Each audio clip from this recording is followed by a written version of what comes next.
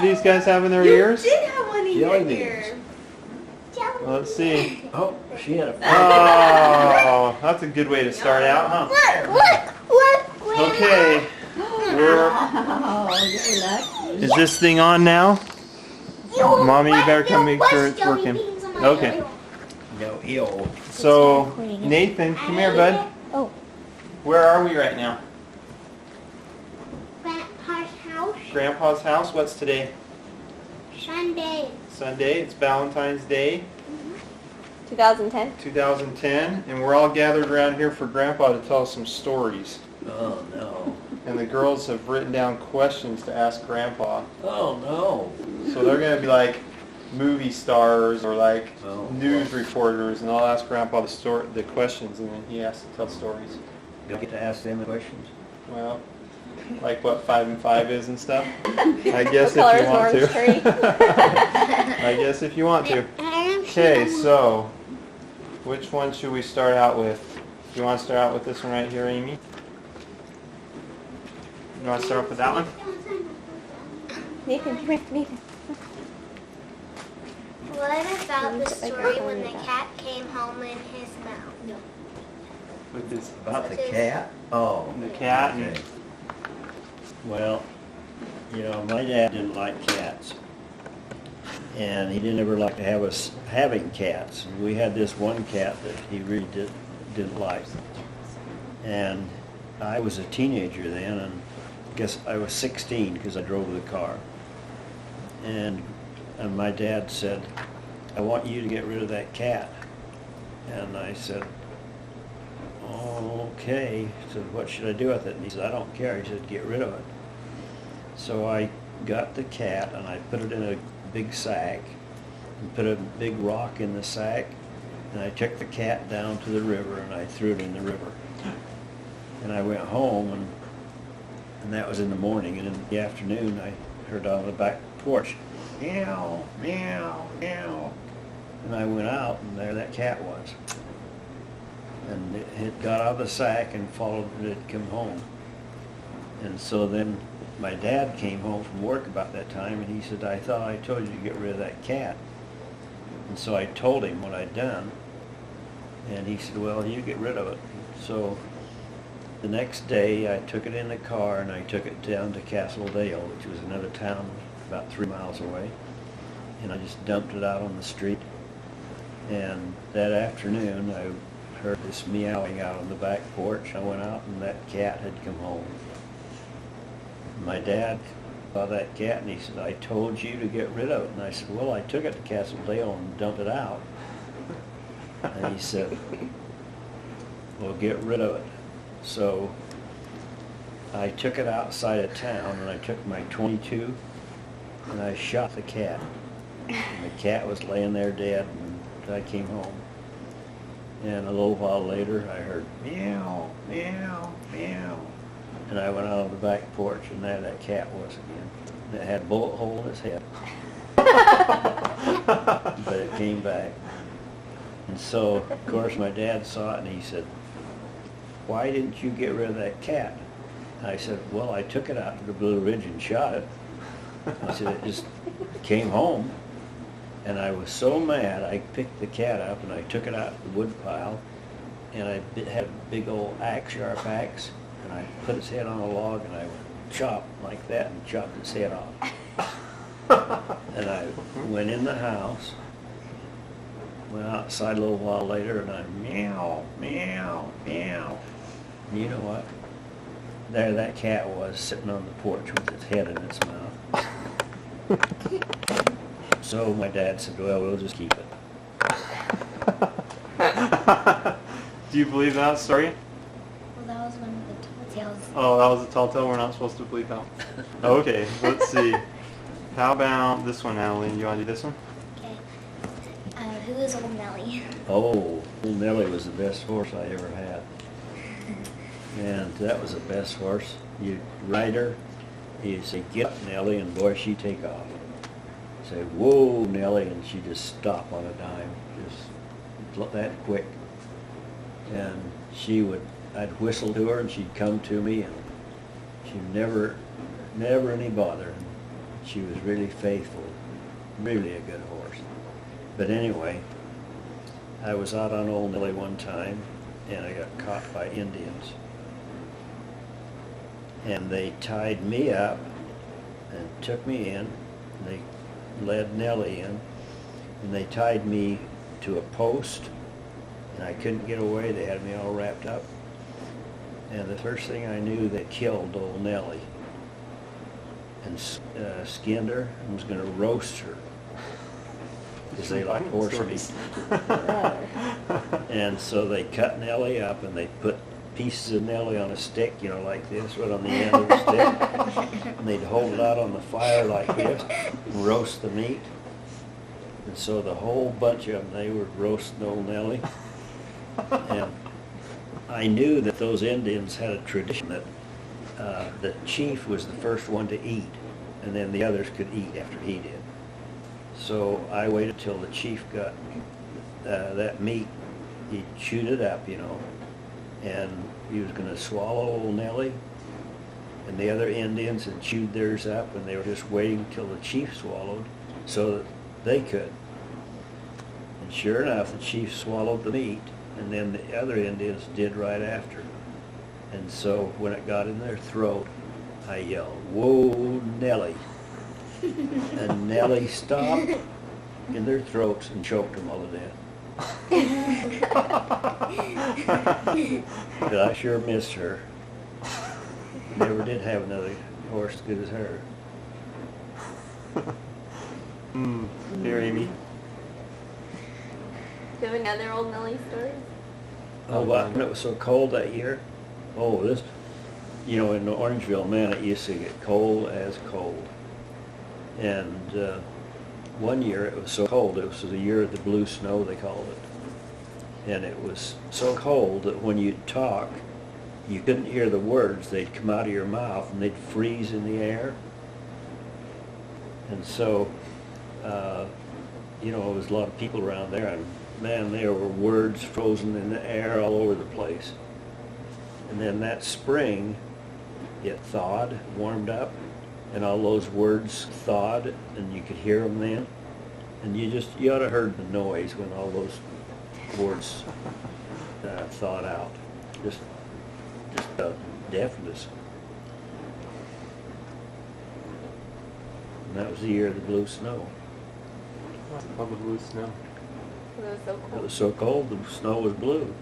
You ever seen that? Can't get colder than blue. I guess you can, huh?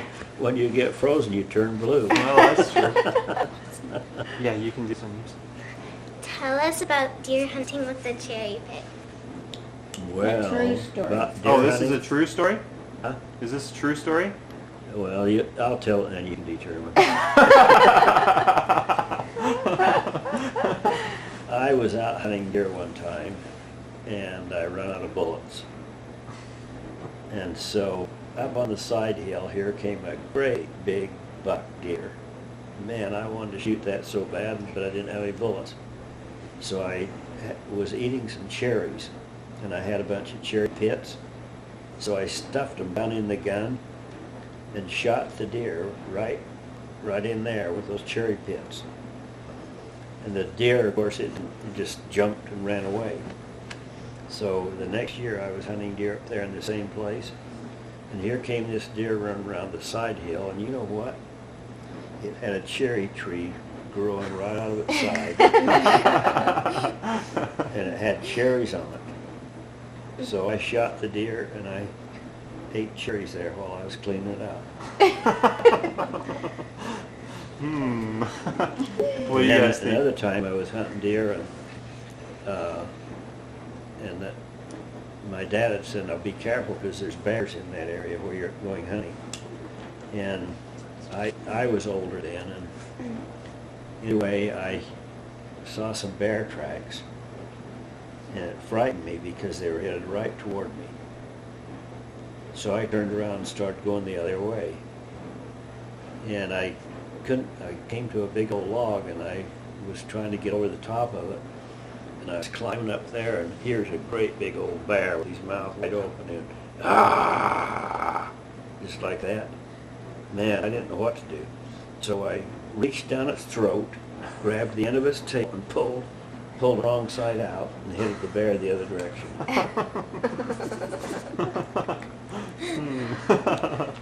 think that covers the other. The tall tales. How about, okay, is No, that... I mean the other one. Oh, the other, Yeah. yeah. Okay, there's only one more unless Grandpa has any other favorite tall tales besides the one about the song about Grandma. Well, I'll tell you about how I got some ducks one time. Oh, yeah. Oh, okay. It's not going all day. I was out hunting, and I was hunting deer, and I came to a stream, and it was kind of wide, and I couldn't get across it very well, but I decided to jump over it. But just before I jumped, I looked, and there was a deer over on the other side. So I sighted it down like this, and I pulled the trigger, bang, and the gun was an automatic, and an automatic gun will go up in the air like this after you shoot it. I went bang, and it came back, and I went bang. And I just jumped across the stream, and so the kick of the gun knocked me back into the water, but I killed the deer, and when it went bang in the air like that, there was some ducks flying over, and I got a duck, and it knocked me back into the water, and when I got out, I had a fish in each bucket. What do you think about that, Nathan? That one could be true. That one could be true, but I kind of doubt it. This other time I was hunting ducks. There. I went down, there was always some ducks on this pond down in the river bottom, and I thought, man, I'd sure like to get some of those. And they're pretty hard to hit because I only had a .22, and you need a shotgun for that. So what I did is I got a piece of bacon, and I dipped it in a laxative castor oil. It's what they used to give us when we were sick, was castor oil, and it'd make us go to the bathroom. It tasted awful. Anyway, I tied that piece of bacon that had been dipped in castor oil on a string and threw it out in the water, and then I tied the other end of the string on a bush, so that the string, it wouldn't go anywhere. And I watched, and a duck came along, and it ate that bacon, and the castor oil worked, and it went, and it went right back out through its back end. Another duck came along and ate that bacon, and did the same thing. Another duck came along, ate that bacon, and did the same thing, and I got 6 ducks with that one piece of bacon, all on that string. That's gross. The end. Yeah, That's the Is he done end. with The the end. ducks? Okay, you ready for that Extra, maybe This good one, one. stop. The one? Just start right here. Oh, that one. Tell us or sing us the song about finding Grandma. Oh, okay, well, the first time I ever saw Grandma, I was Oh, no. I was out riding around in Emery County on the dirt roads, and I came down almost to Cleveland, and I saw this girl riding in a horse out in swamps. There's a lot of swamps down around Cleveland. And I thought, wow, she looks pretty nice. And then all of a sudden that horse sunk down in the water in the mud, and all you could see was just its ears. And then I ran over there and I said, do you need some help? And she says, no, I'm on a good horse. So I made up this song about it. And I said, out on the mud flats of Cleveland and Elmo, rode pretty Virginia, she'd ridden quite far. When out of the sunset came handsome young Blain, driving along in his shiny new car. He looked her over, and she tipped her hat. I said, wow, would you look at that? All of a sudden the horse disappears. All I can see is the top of its ears. I rushed right over and I shouted with force, do you need some help? She said, no, I'm on a good horse. So I got her out and I washed off the muck, and I discovered she had feet like a duck. Thanks a lot. So then we got married. He was attracted to her feet, evidently. And she told me she had cattle. I started to laugh because I knew all she had was a cow and a calf. I felt much sorrow and I felt much grief, but I felt a lot better when I ate that beef. The end. And that's the end of the story. That's how I met Grandma again. You like that story part? Okay, I think there's one more story about meeting Grandma. Oh, I know Is that there, Amy? Oh, how I really met Grandma? Tell Yeah. me about sunburnt tonsils. About what? Sunburnt tonsils. Sunburned tonsils? Oh. Well, after Grandma and I got married, you know, she'd never been anywhere except in Cleveland. And so I took her over to Orangeville where I live, and I showed her Peacock's cash store, and she just couldn't believe a building that tall. It was 2 stories. And she had her mouth open, just gazing at it. Kind of like My that. house was as big as that. And so. she got sunburned tonsils. I don't know about that. Grandma seems to deny that, huh? Okay, we're done with the tall tales. Hand here, you hold this Book of Mormon over there. You want me to tell you how I really met Grandma? Yeah. Wait, after this. Okay. Is this a tall tale? No. Okay, hold the Book of Mormon there. Like this? No, no. Amy, you hold it. Grandpa has to put his hand on it. And swear that he'll tell the truth the whole rest of the time. Okay. I will tell the whole truth as I best remember. Okay, that'll do. Okay. All right. Oh, you got out of that, If didn't I you? slip a little bit, don't hold that against me. Okay, now you can tell us a little bit about how you really met Grandma in this room. Okay. Well, after I came home from my mission, I was older, and most of the kids that I knew had moved away from town, and so I went over to a dance over in the high school I graduated from, and I was standing there by the front door, and I looked on the dance floor, and here was this little blonde girl dancing with a boy, and I thought, hey, she looks pretty cute. She's about my size. So, but I didn't dare go ask her for a dance. I was too bashful. And then about 2 weeks later, my brother Ted was going with Grandma's aunt, Maisel, and they asked me if I wanted to go with them to a movie or something. And they said they would get a date for me. So I said, okay, I'd go. And when I went to pick her up, guess who it was? It was that girl that I saw at the Grandma? dance. Aww. Wow. And we started going together, and from then until about a year later, then we got married. Wow. So I met Grandma on a blind date. I know it was a blind date because she must have been blind or she wouldn't have met me. Not the truth, because he promised he was going to tell the truth, huh? Because you like Whose turn is it? Did I like her? Yeah, I Annalyn's liked turn. her. Annalyn? Grandma. Do you want to ask this? Tell about growing up in Emory County. In Emery County. Yeah, just some of what it was like growing up there. Okay. Well, I was born in Orangeville, and that was a little town of about 500 people. So there's not that many people there. And I was born in 1928, and right after that, they had what they called the Great Depression.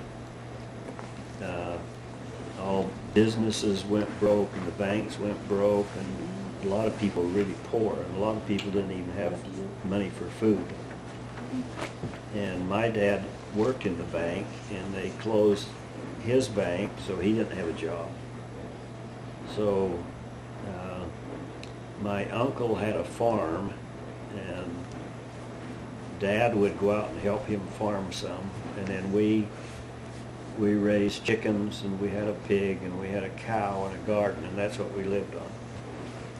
And I didn't know I was poor, but I was. And well, there are some times when we didn't have a lot to eat. Maybe that's why I'm so little. But anyway, sometimes I remember Mother making dinner out of salt pork and putting flour in the oil from it and making gravy, and we'd have that over bread. And I don't think that tasted very good, but I didn't seem to mind it then. And I always wanted, whenever we had cake or dessert, I always wanted the biggest piece. And I'd bawl if I didn't get the biggest piece. So, and I had a favorite cup or a bowl, I guess it was, that I always wanted. And if somebody got that bowl, and I'd bawl. So, one day my dad grabbed the bowl and he threw it just as far as he could down in the field. Man, I ran after as fast as I could and got down there, and it wasn't even broken. I brought it back, and I was so happy, and so everybody laughed. But another time, I wanted the biggest piece of cake, or I said mine wasn't big enough, and so my dad just took it and ate it. You didn't even get anything. I didn't get any.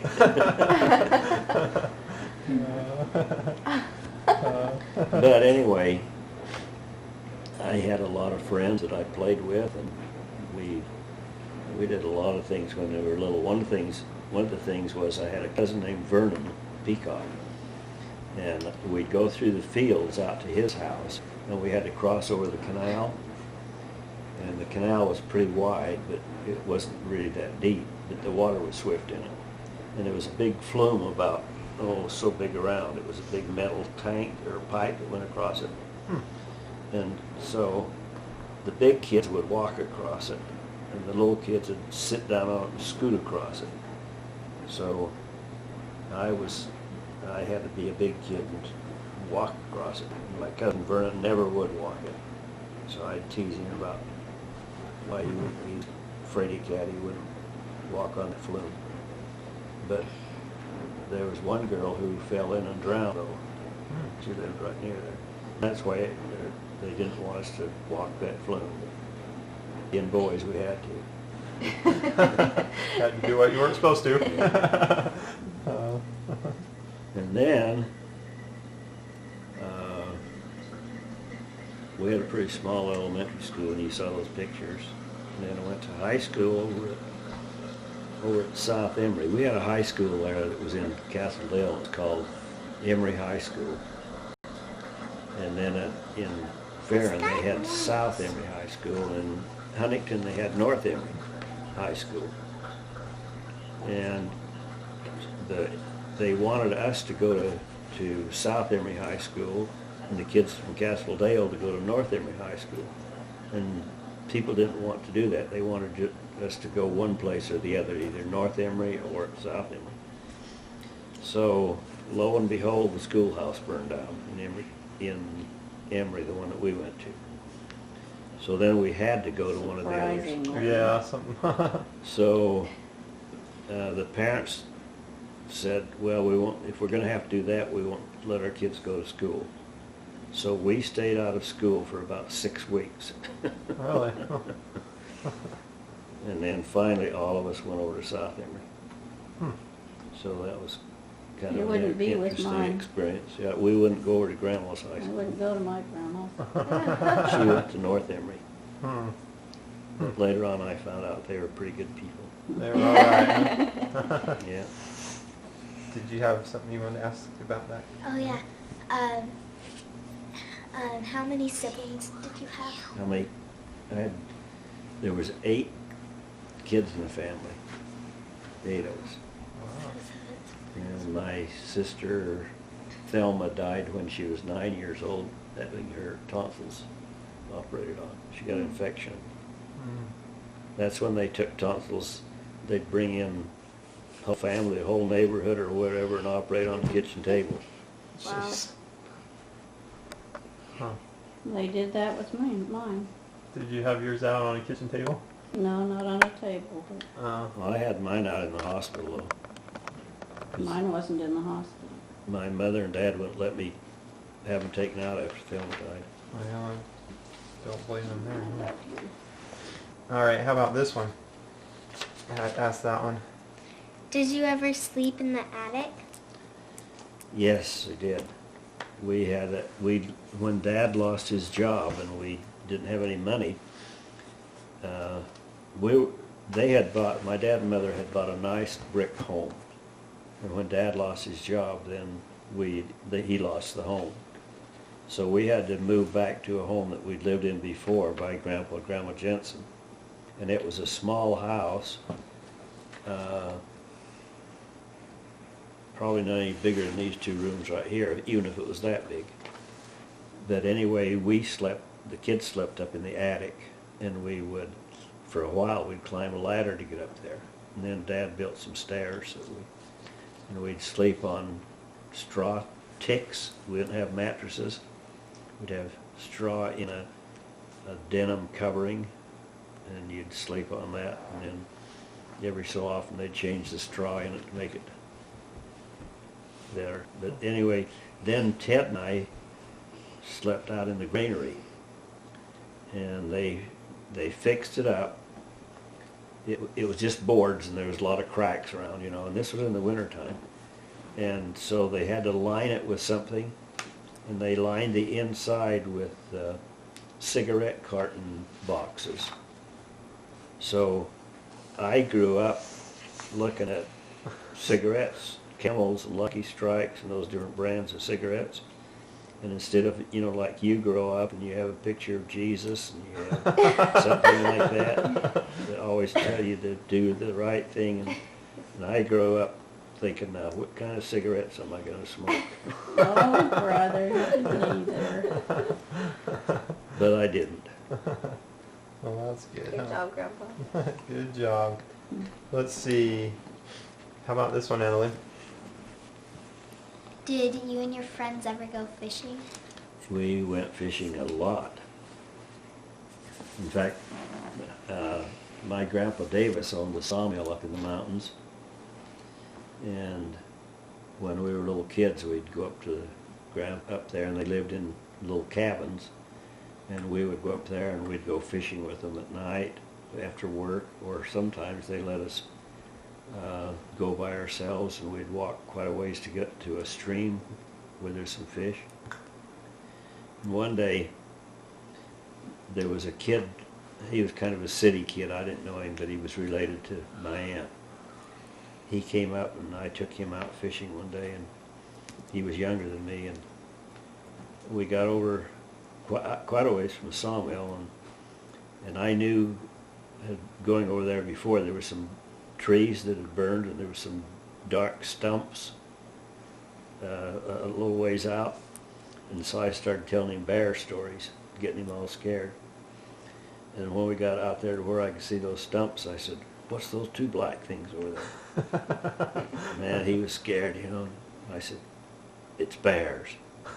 Oh, and before that, I had told him, I said, if we see a bear, the best thing to do is climb up one of these quaking aspen trees. And they were white and had slick bark, so it was almost impossible to climb them. You guys know what quaking aspen trees are, right? That'd be hard to climb, huh? There's no branches there down low. Anyway, I said, "Are those bears?" Man, before I knew it, he'd climbed up one of those trees. So then, when he found out it wasn't a bear, he called me names. And he still remembered it when he got old. This is a tough one. What's that? That was it, wasn't it? Was there any other stories about going fishing without any adults around? Is that the ones that... Didn't you go for like a week or something? Oh, yeah. 3 of my friends and I went up in the mountains. One of the mothers took us up there. We were 12 years old, and we set up a little tent, and we fished for a whole week up there. Nobody came up. We didn't see hardly anybody come by, because at that time there weren't many people who had cars, and if they came by it was on a horse or it was in a wagon or something. And we stayed there for that whole week and caught fish and really had a big time. When you were 12, so you're 12 years old. a couple years older than Annalyn. You guys cooked for yourselves and took care of yourselves we cooked for a for week. ourselves and everything. Did you have to catch fish in order to eat, or did you have any other food? No, we had other food, Oh, okay. but we ate a lot of fish. Wow. Would you like to do that, Annalyn? Get with some of your friends and just go up in the mountains for a week all by yourself? Don't know about that, huh? Not me, huh? Okay, I think this is in relation to the sawmill also, so we'll ask it right now, huh? What did you do when an ember got down your pants? What was it? An ember? Was there something about an ember getting in your pants? Oh. But at the sawmill, that was a long time ago, and they didn't have engines, a diesel engine to run the sawmill, so they run it with steam, and you had to put wood in this big furnace to make steam to make the wheel turn to turn the saw. And they had a big old smokestack that went way up in the air, and we had a screen on the top of it so the embers wouldn't fly out with the wind and get into the trees and burn, have a cause of forest fire. And so one day when I was working up there, I had my shirt off and the thing plugged up, and I climbed on the ladder to go up there and hit that with a stick and knock the embers out. And one of them went right down in my pants. And I was way up on that ladder, and I didn't like heights anyway. But I didn't know whether to jump or what to do. So I just had to let it burn. Oh. And I've got a hole right there to prove it. No. Hey, I think that might be a belly button. Oh, is that a belly button? All right. Bet that was true, huh? Yep. Okay, Annalyn, can you read this one right here? Wait, what did you bathe in when you were little? Tell me some stories about that. When I was little, Yep. Where did you bathe? Where did you take your baths? I took a bath in a number 3 tub that was about that big around, and they'd put water in it, and 3 or 4 of us would bath in it, and you always want to be first so you get the fresh water. And But the girl got to be first. and I think I told you before you started this, Yep. my brother Ted was taking a bath, and I was in the same room, and he says, give me a towel, give me a towel. I got soap in my eyes. And my brother Jim was in diapers then, and there was a wet diaper on the floor, so I gave him the wet diaper. He wiped his face with the diaper. And then I got out of there as fast as I could. You're not pulled out with an array of diapers. At least it was only wet, huh? Oh, man. Okay, here you go, Amy. How about this one? Right there. Tell us about when you threw eggs at your brothers. Eggs with my brother. Well, we used to have egg fights. We had chickens, and so every once in a while we'd gather some eggs and start throwing them with each other. And one day Uncle Jim was out milking the cow, and he was about 12 years old. And I said, Jim, I'm going to throw an egg at you. So he jumped away from the cow and put his head down behind the fence. And then he raised his head up to look to see where I was. And just as he did that, I had thrown an egg and it hit the top of the fence. Splattered all over him.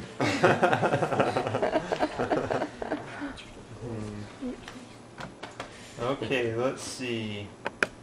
This sounds like an interesting story. Oh, can I do that? Yep. Okay, tell us about the time when you blew up the pig trough and broke the school windows. Well, I don't even like to talk about that. Well, on the 4th of July, everybody tried to have big old firecrackers to make a loud bang, you know. And we didn't have the fireworks that you guys had. But I had a friend whose dad owned a coal mine. And so he went up and got some dynamite. And the dynamite really makes a lot of noise. And so the one time we put 4 sticks of dynamite in each end of town, and put a long fuse on one and a shorter one on the next one and a shorter one on the next one, so they'd all go off about the same time. And when the marshal heard it, you know, he came out chasing you, trying to catch you, because that was not legal. That was like the sheriff, the sheriff or the policeman, right? Yeah. And so we set it off that way, and then after it was all over, we thought it was a lot of fun, and we went and talked to the marshal, and he arrested the guy that was driving the car. Oh no. But we went over to the high school, and this was in the summertime. And in the wintertime, the kids who took shop had to make some kind of a project. And so some of the kids would make pig feeders, and they were about, I don't know, 4 feet long and about 3 feet tall, and with a roof on it. And then they had it so you could put grain in that pig feeder, and the grain would come down to where the pig could eat it. And so it kind of gradually fill up the area where the pigs ate. And anyway, somebody had left their pig feeder out, didn't take it home with them, and it was out on the street. And it was right by the shop building. The shop building had lots of windows in it. And so we didn't even think about what would happen, but we went in and stuck a piece of dynamite in that pig feeder, and it blew up, and it blew 19 windows out. And one of the kids' dad was the sheriff. Uh-oh. And they were really trying to find out who did it. He asked him, he said, "John, do you know anything about somebody putting dynamite in that pig feeder?" And John said, "No, I didn't." So when we found out how mad they were about it, we just said, "Don't anybody say anything to anybody." And I don't think anybody said anything for 2 or 3 years.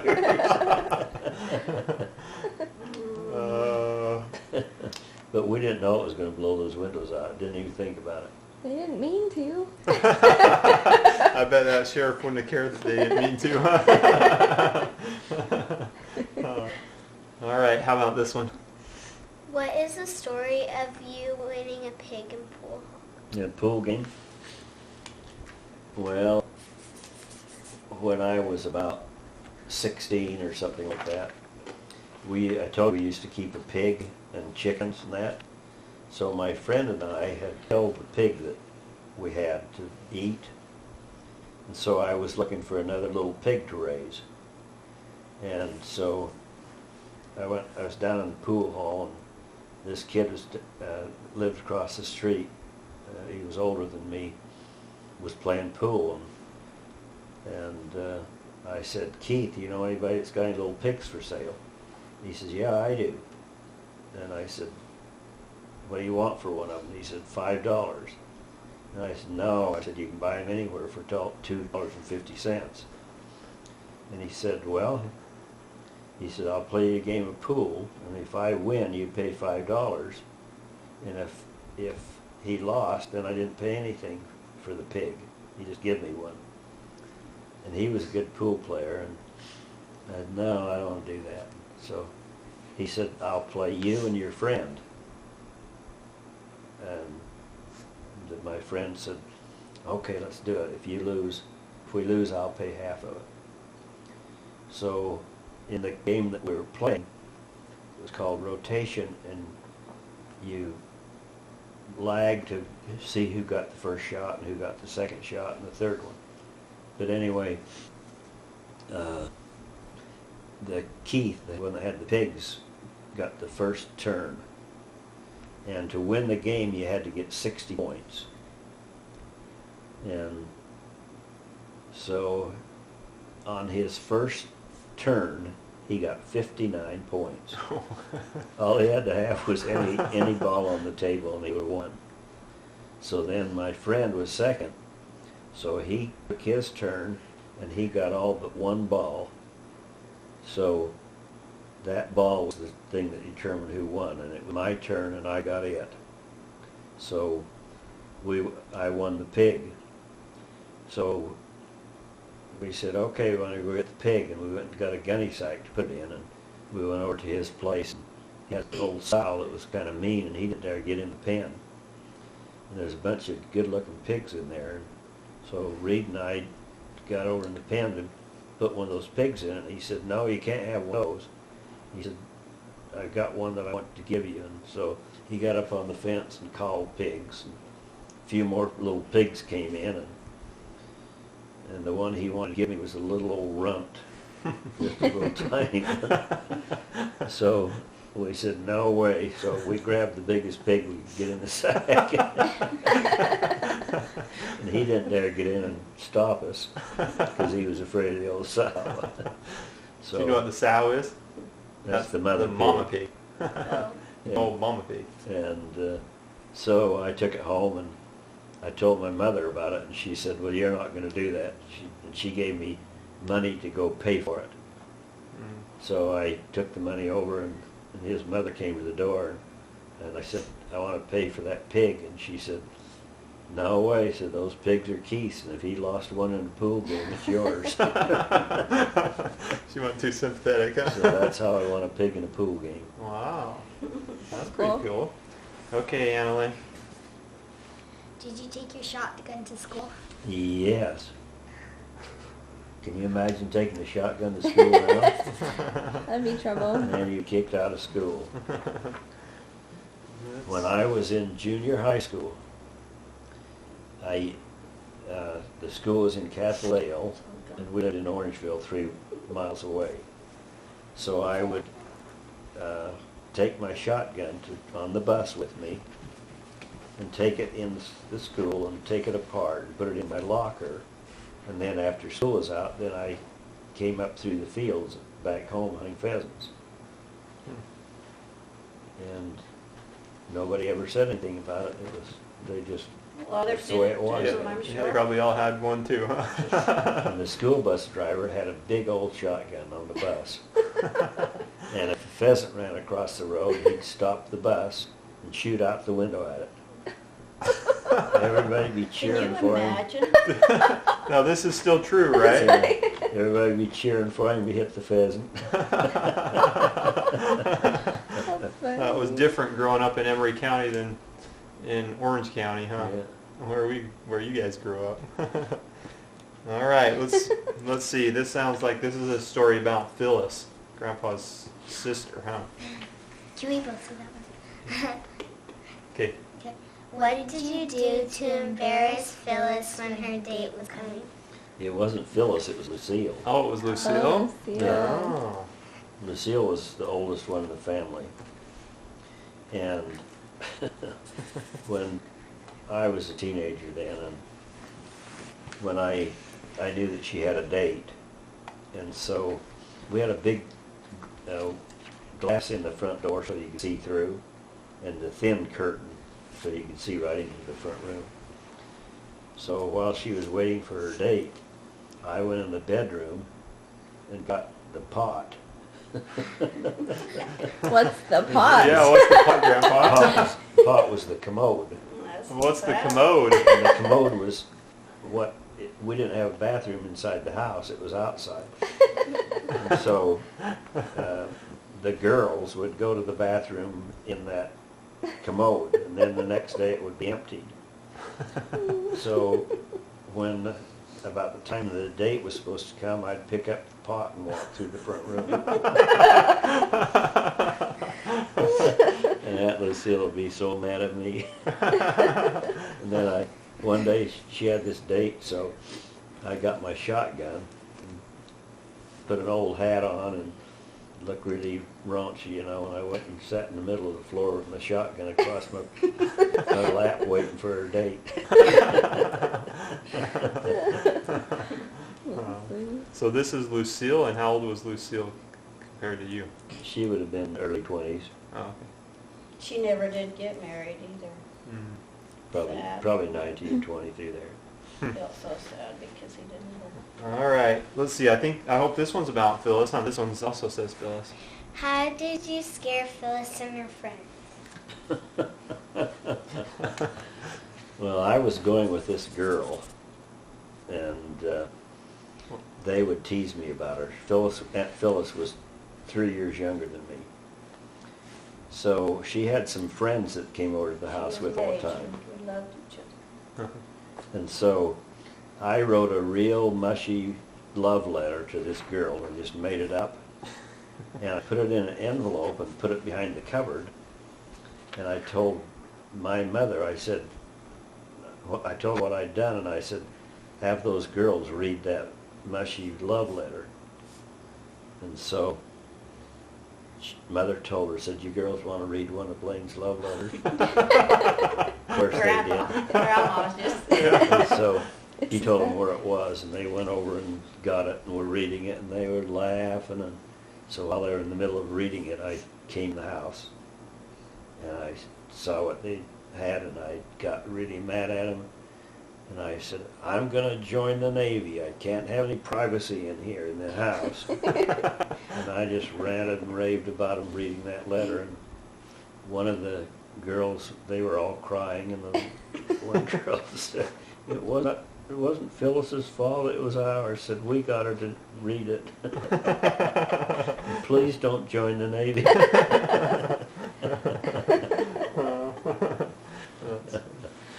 So I pulled a good trick on them. There you go. Cute. And I told them it was just a made-up letter. And were they mad at you? For a little while, probably. They were relieved. That's true, huh? Now, you must have worked in a mental hospital for a little while or something. Did you work in a mental hospital? When I was in the college, I worked up at the Utah State Mental Hospital. In Provo, In or Provo. around there. Oh, okay, all right. Me So, and Grandpa. so here's your question about that, Annalyn. What happened when you had to take care of violent patients at the mental hospital? What happened when you took care of violent people? Well, usually you'd have to put them in a straitjacket, and it's like a coat, only it's got big arms, and you put their arms in that coat, and you wrap their arms around them like this and tie it in back. Then they can't hurt themselves or hurt other people. And then sometimes we had to give them a medicine that would make them sleep. And had lots of experiences there when I worked on the violent ward, and that was where they had all of the patients that were the meanest, and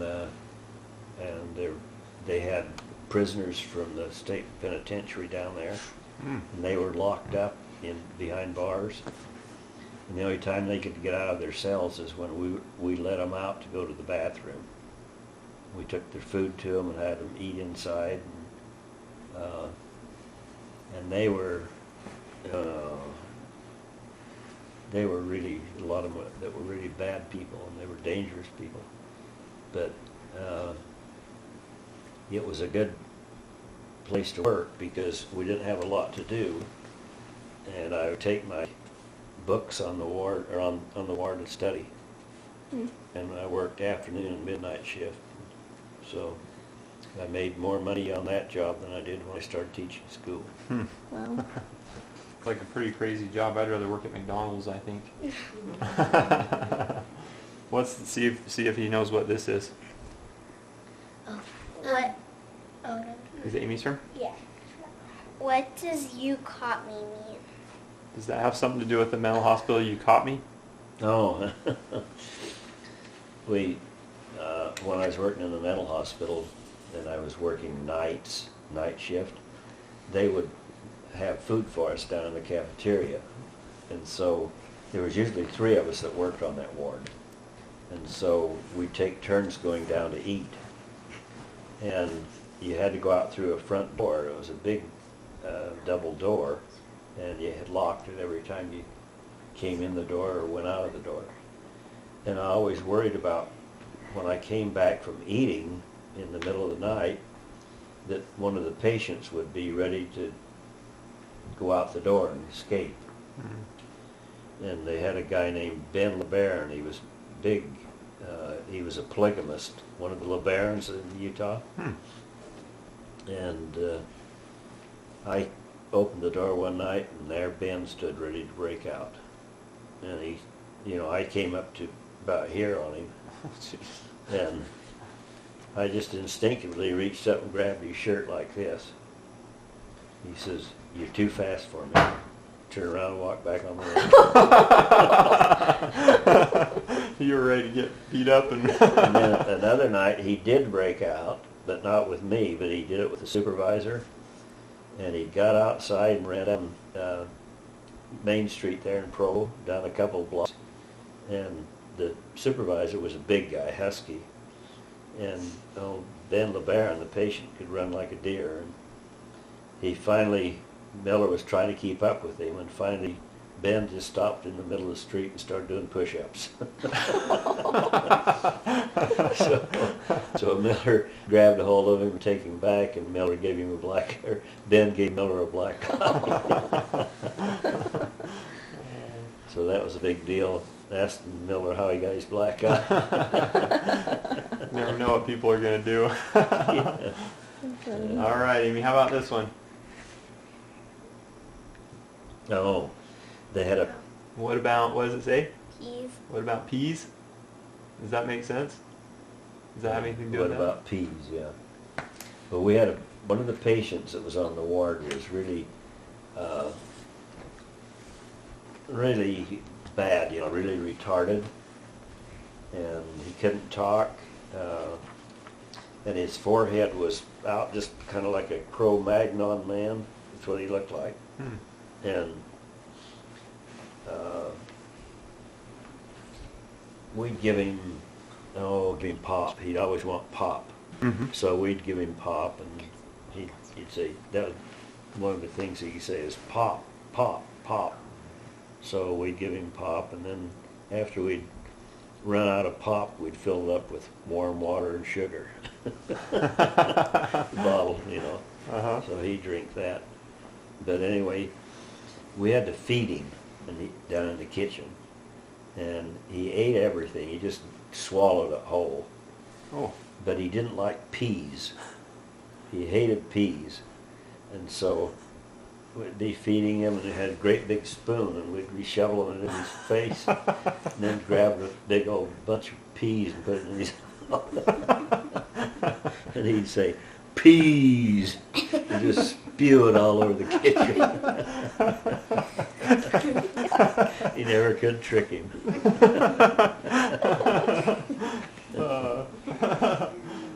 All right, let's see. Okay, whose turn is it? Anna's? Yeah. What about going on a mission to get Blain? Does that make sense? Going on a mission to get Blain. From the mental hospital? Yeah, it was something that... Oh yeah, one of the patients from the state penitentiary was really a mean bugger. He was really mean, and one time they let the patients out for about a half an hour out in the yard, but they kept the prisoners in their cells up there, and so just one of us would stay up there and watch the prisoners while the others went out in the yard with the patients. And this guy by the name of Connors, I was up there taking care of, and I hated it to be up there alone because they were always talking about you and threatening you and all this stuff. And, you know, Connors said, "When I get out of here, I'm going on a mission." He was making a joke, you know. He said, "In fact, I'm going on 2 missions." He said, "I'm going on a mission to get Jensen, and then I'm going to go on another mission and get Bird." And that was a weird feeling. I was so glad. That was the biggest, you know, the nicest thing about leaving that job up there was not being around him. But he wanted to go to the bathroom one night, and we knew that he wanted to break out, and he had organized the other people on the ward to break out at the same time. And one of the patients came up to the door and asked for a cigarette, and he dropped a note in the office where we were, and it said they're going to break out tonight to watch it. And so we called the supervisor and told him, and so he said, well,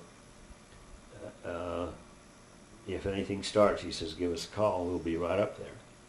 So Connors wanted to get out and go to the bathroom. So we called the supervisor and said, Connors wants to get out and go to the bathroom. He says, well, don't let him out until we get there.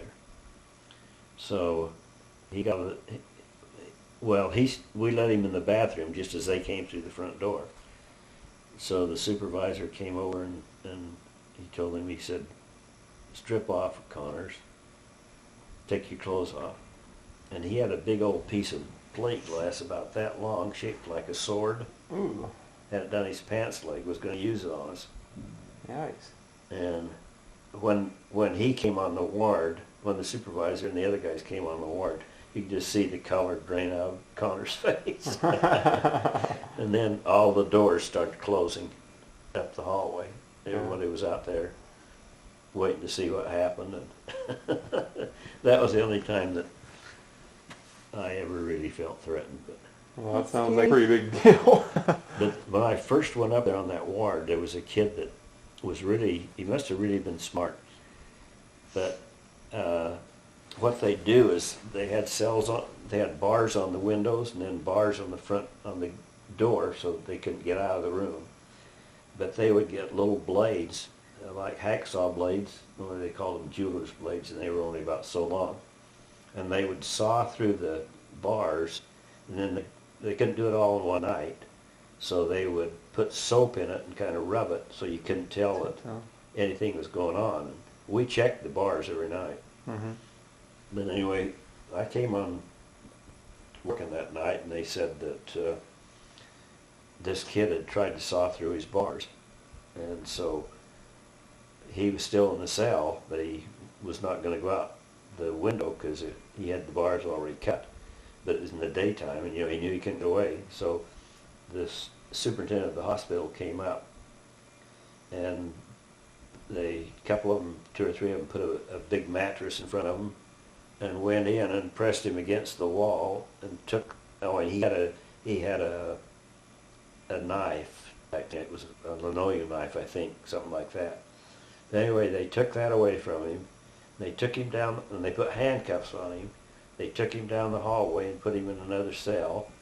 The superintendent went in the office and wrote the incident up, and went out, going out the door. Here's Jack tossing the handcuffs up and down. Nice. That's scary. They moved him right after that, moved him back up to the state penitentiary. Yeah, it sounds like you need to be in a little closer That's scary. supervision of the sheriff. Huh. There was another one that every time he'd want to tell you about how the governor stole all his money.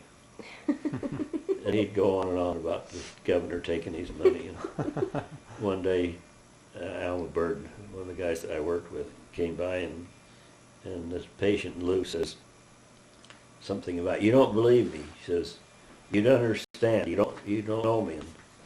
And Bird said, no, only an entomologist would know you, Lou. That's the guy that studies bugs.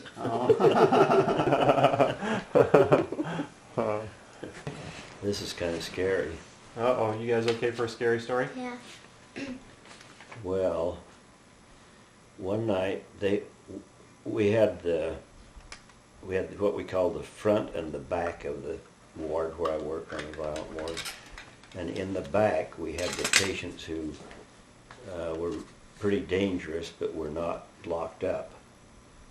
And they couldn't take care of themselves very well, and you really had to watch them because they would hit you or kick you or whatever. And so one night the lights were off back where all these guys were sleeping, and most of them were in beds, but some of them just slept on blankets on the floor because they would tear a bed up. And we had this one guy that had come from the from the state penitentiary, and but he'd been there a long time, so he wasn't locked up. But he had killed somebody, so he was a murderer, and you had to watch him. And he was mean. He'd come to all he'd wear is a pair of overalls, nothing under him, everything else, and he didn't wear shoes. And he'd come up to the door that was between the back room and the front room, or the front part, and kick on a great big door that had steel on the bottom of it. And he'd kick on that door just as hard as he could until you opened the door to let him go up front.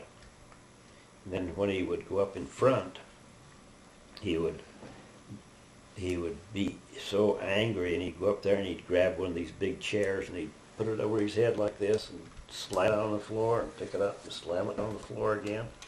Every day he did the same thing. And then he would, after he did that, then he'd sit down and kind of settle down. But anyway, he was back in that back room, and it was really dark back there, and I opened the door to see, I heard something in there, and I opened the door to see what was going on. I was all by myself. All of a sudden, a shoe came flying at me. And like I was going from here to the front door, and this is a door right here. And so I picked the shoe up. I could see where it came from, and it was back in that corner where Frank slept. So I threw the shoe back over there. Man, before I knew it, he was coming out the door after me. And I slammed the door in his face, and I had to get away from him. But I had no place to go except go up front, and that door was locked, so I couldn't go through it. But it was a big door, and it had a window at the top that was open, what they call a transom, and there was a clothes barrel right by that door, and it had a board on top of it, and it was so high like that. And I jumped up on that barrel, on that board, and I started to go through the transom. And old Frank came on, and he grabbed a hold of my leg and started pulling. Man, he was pulling and pulling. I was yelling to the guys to come and help me, and I couldn't get anybody to hear me. And he just kept pulling and pulling on my leg, just like I'm pulling your leg. Aww. Grandpa. You know what that means? Like I'm joking with you. He forgot about how he told us he was going to tell the truth. But that's true, except for trying to go through the window. What'd you do? Yeah. He came after me, and boy, I was heading out of there. But the door wasn't locked, so you could get through? When I got out in the hallway, that's about as far as he went. Oh my goodness. That's scary. Yep. Okay, girls, you choose which one you want to ask about the mental hospital, and then we'll Okay. move on to something. Well, we each have one by ourselves, and then we want. Okay, do yours. Let's Amy. just What's do that? the other one. So mine was, were all of the patients men that you worked with? Yes, they are. Everyone, huh? Because you were in the violence section. Well, they had so. the men separated from the women. Mm. But they had dances when they would, once a week. And that was so funny to go watch that. Dances. Well, I had to do You know, some of something. those guys couldn't wait to go to the dance. And we had one guy that was, all he did was go ba, ba, ba. He didn't talk, he just said ba, like he was a sheep. And he danced with this little fat girl. And we'd take the patients up there, and the men would all go sit on one side, and the women would go sit on the other side. And then when the music started, then they'd get up, and the men would go over and get a girl to dance with. And so this little guy, they'd sit down, and he'd run over and get this girl, and they'd start dancing around, and all they'd do is kind of walk around. Well, they always had this orchestra, so everybody was used to it. But one night that orchestra didn't come, and they had another one that's kind of jazzy. And oh man, that guy was upset. And they'd go around the hall, and they'd come up and stand in front of the orchestra, and he'd go, ba, ba, ba, ba. They'd dance around again, ba, ba, ba, ba. He'd do that over and over. But that was Say it out loud. if you've ever seen the show Snake Pit, they show how they did that with those in the dances, you know, with the men on one side and the women on the other. They'd make them sit down, and then they'd start up, Oh, yeah. go get a girl and start dancing, and then go back to your seat. Would they all dance? No, I was gonna say, I would think that a lot of them would. a lot of them would though. Huh. A whole lot of them. That's interesting. Okay, and then the one that we had together was, who is the most violent patient you've ever worked with? Well, probably Frank, that guy that I told you that struck going through the window. Wow. He was the meanest. He was the meanest. There was another one that would, he was a great big guy and he'd walk backwards. He'd come down the hallway and, man, you better steer clear, because he'd just have his arms out like this and he'd just start swinging, hitting anybody that was in the way. Oh. All right, so now we're going to move from one mental institution to another. Oh, by the way, on that mental institution, everybody said I wasn't a patient, that I wasn't working there, I was a patient. But I did left a set of keys up there in case they did lock me up. Yep. Just in case. So we know Grandpa worked in a mental institution, but we know he was also a teacher and a principal. So he Yeah. worked in that mental institution too. But that was trying to teach good kids, right? Mhm. So we figured we better have you tell us a few things about being a principal, or some of your good stories about that, right? Wanna come back? Do you want Well, to ask him about that? Aimee? Oh, me? Yeah. What was your favorite thing about being a principal? I think the favorite thing about being principal was working with the little kids, the kindergarten, first and second graders, because they're all so cute and good, and they had said funny things. And I had a school one year over in called West Pittsburgh. It was just all the kids in the school were either in kindergarten, first and second grade. And it was a pretty big school. But they had a lot of kids that their parents were poor and they didn't take care of their kids, and that was really sad. But they had a lot of good kids too. And I had a lot of good experiences, funny experiences over there. Some of them I couldn't even tell you about with parents. But one time I went to work, and as I went in the office, it was a great big guy in a leather jacket that had Hell's Angels on it, a motorcycle guy. And he was waiting there to talk to me. And the day before, I had sent his daughter, I'd called because his daughter had some medicine to school with her. We didn't know if it was drugs or not. And I knew that her dad was in prison, but he had got out just before that. And that was the guy that was coming to see me. Man, I walked in there and I saw that big old guy, and his eyes were glassy, you know. He was huge. But I went in and talked to him, and he was really appreciative of me calling and telling him about the drugs and the girls. He shook hands with me about 4 times before he left. And then I had a little black kid that brought some money to school. And so I brought him in the office and asked him where he got that money. And he said, well, he says, you know the field out in back of the school? He said, well, I was walking to school this morning, and he said, I was just walking along and I saw this clod, a dirt clod. And he says, I kicked it, and he says, that money just went flying through the air. You guys believe that? So I called his dad, and his dad said, I've been missing some money.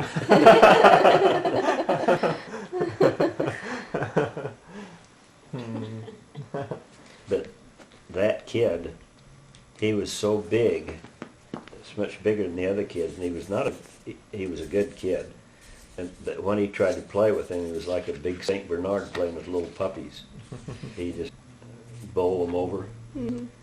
But I saw him when he was in high school playing football, and he just dwarfed everybody out of that football field. And then he went up to Portland State and played, and then he went into the pros. Oh, really? Wow. He didn't ever make it very far in the pros, But you had one of your students was a professional football player, huh? mhm. That's cool. Did you have anybody else go famous out of your schools that you worked at? No. Besides Annette, of Most course. most of their fame was kind of like the Al Capone fame. All righty. Oh, but I would tell you Oh. that one story about school. One time, 2 kindergartner kids came up missing. They didn't go home from school. They were supposed to go home about noon, and they hadn't ridden the bus and gone home. And Grandma and I had gone to the temple over in Oakland that night. And when I got home, my vice principal was calling me. And she said, we have 2 kindergarten kids missing, and they haven't been found yet. So, man, I was really excited. And found out that they had gone down by the Sacramento River, and the tide was out. The tide was out. And so there was a little island that you could walk out to. Mm. And then they went out on that island, and the tide came back in. So they spent their night on that little island because They they got couldn't trapped. get off from it. So they found them the next day. In fact, the kids walked home. They had the police and everybody looking for them. And then they came over to the school and did a news thing about it. And those kids got so much attention, I knew they were going to do it again. But they didn't. Huh. Well, that's pretty famous. Got on the news, huh? Wow. All righty. Whose turn is it? I think it's my turn. Is it your not time? Okay, will you tell us about your mission? Yeah, okay. I went on a mission back to New England. You know where that is? That's back by Massachusetts and New York, and I was up in Maine. And the best experience I had while I was on my mission was we used to go over to a family by the name of Ingersons and stay there on weekends a little bit. And during that time I was having some health problems, and so after I'd gone to the doctor, I'd go over and stay at the Ingersons. And they had 2 girls, a high school girl and an elementary girl, and then they had a son that was older who lived on the farm just down from them, and they had a dairy herd. And Mr. Ingerson had never belonged to any church. I don't think he'd ever been inside a church. And Sister Ingerson, she had read the Book of Mormon and believed it. She wanted to be baptized, but she wouldn't be baptized until he got ready. And he just never was very interested. But anyway, you know, I had been raised around milk cows and that, so I'd go out with him and help him water the cows and feed them and that sort of thing. And he liked me, and we got along good. And I'd worked in a sawmill, and he was cutting wood back there, and so anyway, we were eating dinner one night, and instead of him calling on one of us or one of the kids to say the blessing, he said it.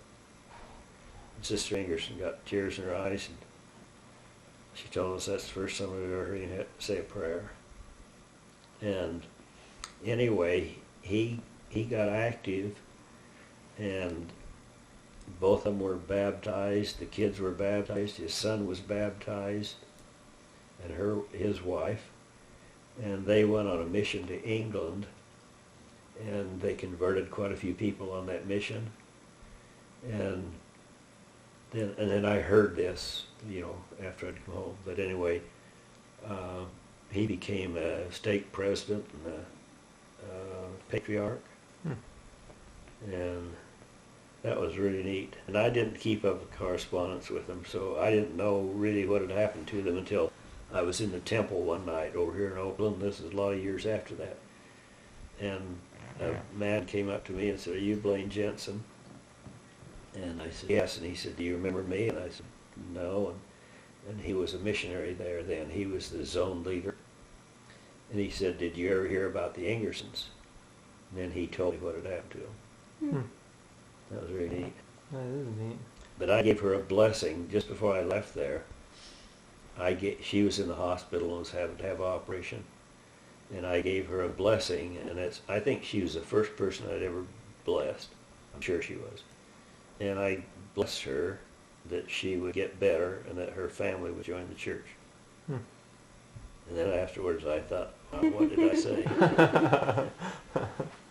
And they all did. Yeah. That's neat. And they had a son that had left. He and his dad didn't get along, and he left when he was about high school age. And they never knew where he was, but it was at the beginning of World War II, and they figured that he probably joined the army, something like that. But he came back home, and he and his wife got baptized. That's cool. That's really neat. That's the goal of going on a mission, huh? Yeah, you never know. Have those neat things happen. You never know, huh? That's why Mommy will let little Nathan and little Ryan go on missions, even though she be nervous as heck about it, huh? Someday. Okay, here you go, Amy. Want to do this one? Right there. My mom tells me you don't feel well a lot of the time. Why are you always so happy?